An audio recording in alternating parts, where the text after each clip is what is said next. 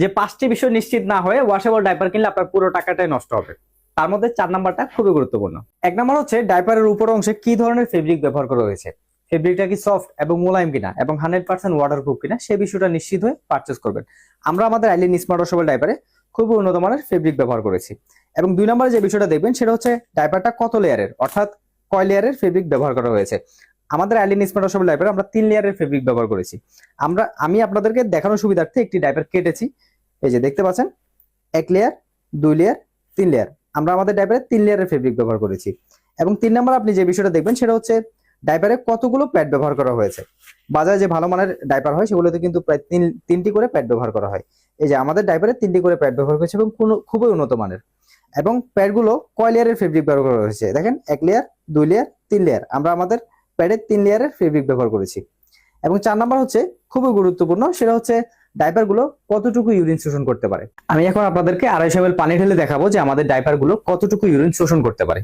দেখতে পাচ্ছেন আমার হাতে আমরা একটু কালারফুল পানি ইউজ করেছি যেন আপনারা দেখতে পারেন ক্যামেরাতে।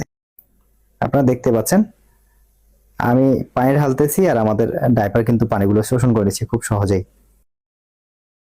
এই দেখতে পাচ্ছেন ফিনিশ।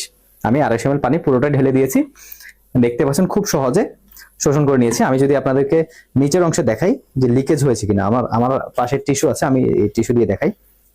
এই যে টিস্যু দিয়ে যদি আমি মুছি, যদি কোনো প্রকার পানি লিকেজ হয় তাহলে কিন্তু টিস্যুটা ভিজে যেত। দেখতে পাচ্ছেন পুরো শুকনো টিস্যু।